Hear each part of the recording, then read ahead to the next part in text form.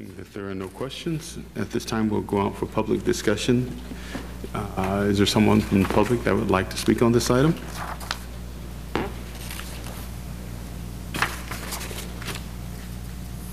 Good morning. Clinton Cohen, 4611 South Washington Court. This corporate welfare has become almost a weekly occurrence here at the City Council.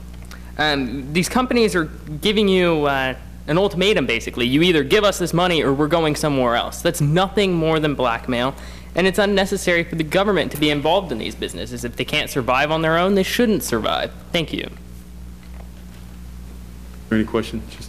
Just a second, sir. Councilmember Clendenin. Thank you, Mr. Cohen, for coming up today. I just have a question for you.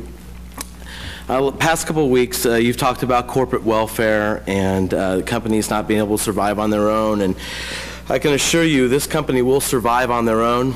They'll either do it here or they'll do it in Van Nuys. Do we need to ignore companies that want to do business here? If they want to do business or take their business away from here because another state, city, or country is taking them from us, what is your solution to that? Do we just allow the businesses to leave, decreasing our tax base and not protecting Wichita citizens or its jobs, or what do we do? Do we ignore it? You become more fiscally responsible, you cut spending, you reduce taxes, and you reduce regulations to encourage companies, all companies, not just the ones that come to you with their hand out, to expand and create more economic prosperity. I can guarantee you, from what I've seen, this city government has cut a tremendous amount of spending. And what we need to do is increase our tax base and make this a very business-friendly environment. And nobody's answering the question for me, do we just allow these businesses to go? And can you please elaborate on what spending the City Council has cut? Well, that would take a tremendous amount of time. If you'd like to, you are definitely welcome to make an appointment with any of us and come in and talk about that. But I can guarantee you, as you see this budget come forward, you'll see that. I just wanted to ask your solution, things that we can do to make an immediate impact like this. With this $10,000 investment, from my calculation, this company will infuse $1.44 million of salaries per year into our economy. I would then have to question why the $10,000 is necessary. The $10,000 is necessary to show our commitment. Because when you're talking millions of dollars, $10,000 is nothing. It is so small that it's not even going to be a factor in their decision. I'm not going to get into a huge argument with you here on whether or not $10,000 is big or small. I just wanted to ask for your solutions to these companies. That's the only comments that I had right now. Questions?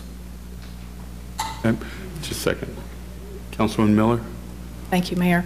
To that question, Manager, could you remind us in the past 3 years roughly what we've cut from the budget? I'm trying to find my notes on that subject because it's hard for me to remember. Do you remember off the top of your head? Mayor, members of council, we've cut over $20 million in the general fund over 3 years. Thank you. And I would like to point out, too, that there is a return on investment for every one of these dollars. And the Wichita State University has a whole school of business that calculates this for us. And you might want to come to the workshop that we're going to have pretty soon to learn about that process. It sounds apparently that either you don't understand that or you don't believe in return on investment, that for every dollar we put in, the community gets back, in this case, 2.98 to debt service, 31.56 to the state of Kansas, 2.26 to the city of Wichita. So in this case, we have an opportunity for a very small investment of $10,000 to get those dollars back. And so that's why I completely disagree with the bit about welfare. Welfare is payments to people who are not able to repay or to individuals. And in this case, this company we're making an investment in a company that's bringing dollars back here.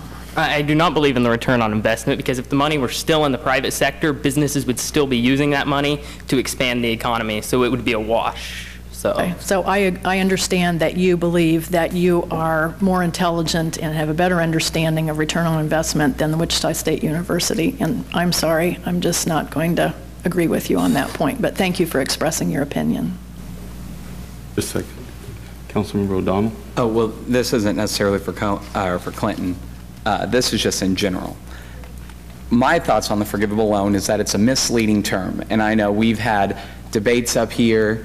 Hold on. Oh. You'll get an opportunity to do that. We're trying to get the public an opportunity, and then we Okay. can make our statements after Okay. that. Well, I appreciate Clinton's tenacity and his belief system, and what he does say is something that a lot of the public believes in. And so if each of us we don't have to agree with him, but we can respect his opinion and know that there are tens of thousands of people in this community that feel exactly the same way he does. And we all are under the understanding that sometimes facts and figures can be manipulated. WSU is not infallible. And if anybody up here thinks WSU is infallible, you're in the wrong business.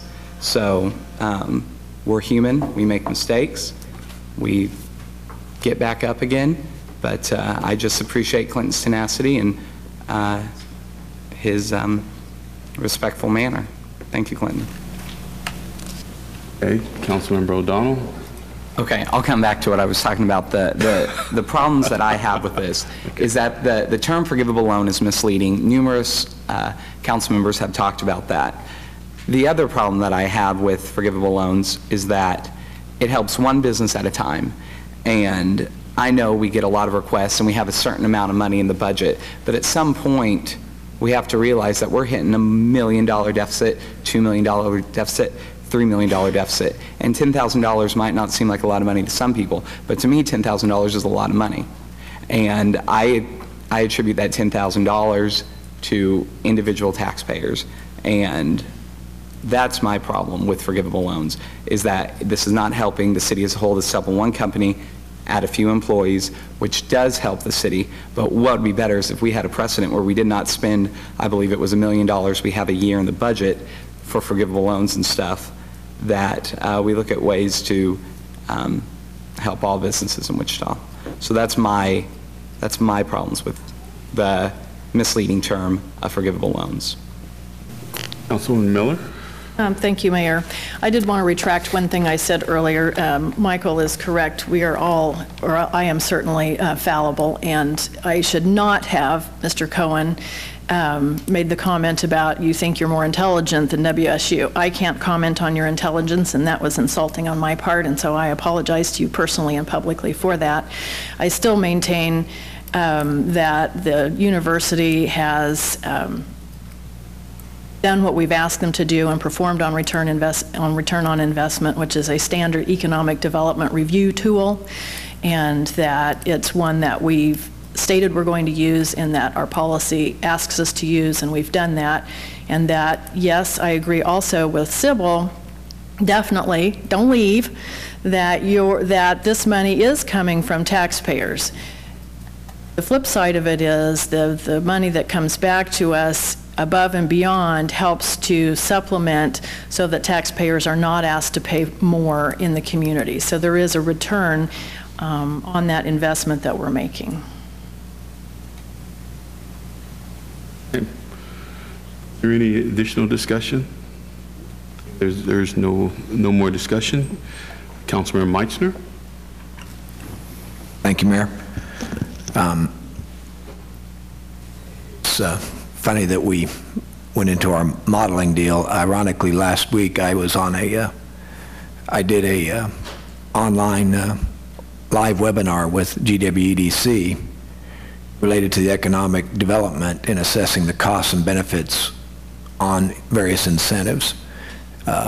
It was incredibly helpful for me to see what WSU puts in their models to come up with our return, and I'm glad that we're going to have a workshop on that in the future. So as a WSU graduate, I'm insulted by the infallibility comments, but that's okay, you know. All human, Pete. Fortunately, the Shockers were not infallible in New York a couple of months ago. But anyway, with that, I've been through their operations and been through the shop and met with the officials of Mid-Continent Instruments, and I promise to try to look deeply at each one of these things on a case-by-case basis, and in this case, with the state's participation at a very high level, and our welcoming and encouraging that we went out over Van Nuys, California. I'm proud to make a motion and recommend that the City Council approve this forgivable loan agreement for Mid-Continent Instruments, place the home rule ordinance on first reading, and authorize the necessary signatures. Second. You've heard the motion. It's been properly seconded. Are there any questions? Seeing none, Madam Clerk, please prepare a ballot. Cast your vote. Madam Clerk, display for the record. And the motion passes 6-1.